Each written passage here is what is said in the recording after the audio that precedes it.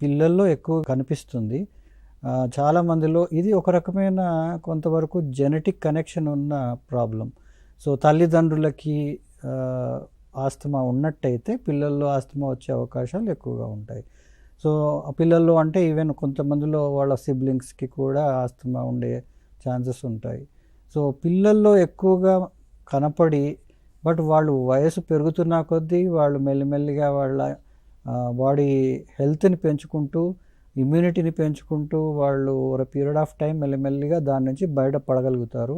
అంటే వాళ్ళు జనరల్‌గా గోయింగ్ ఏజ్ వచ్చేంత వరకు చాలా మందిలో ఆస్తమా చాలా వరకు తగ్గిపోవడం గానీ, కంట్రోల్‌లో ఉండడం గానీ జరుగుతుంది. వయసు పెరుగుతున్న కొద్దీ చాలామందిలో తగ్గిపోవచ్చు, కానీ కొంతమందిలో ఎవరికైతే ఆ జెనెటిక్ ఇన్‌ఫ్లూయెన్స్ ఎక్కువగా ఉంటుందో, ఎవరిలోనైతే చిన్నతనం నుంచి ఆస్తమా ఎక్కువ సివియర్‌గా ఉంటుందో, వాళ్ళలో అది నెక్స్ట్ లెవెల్‌కి అంటే అడోలసెంట్ ఏజ్‌కి గానియండి, ఆ తరువాత ఈవెన్ అడల్ట్ ఏజ్‌కి కూడా అది కంటిన్యూ అయ్యి సివియర్ ఆస్తమా కింద మారే అవకాశం ఉంటుంది.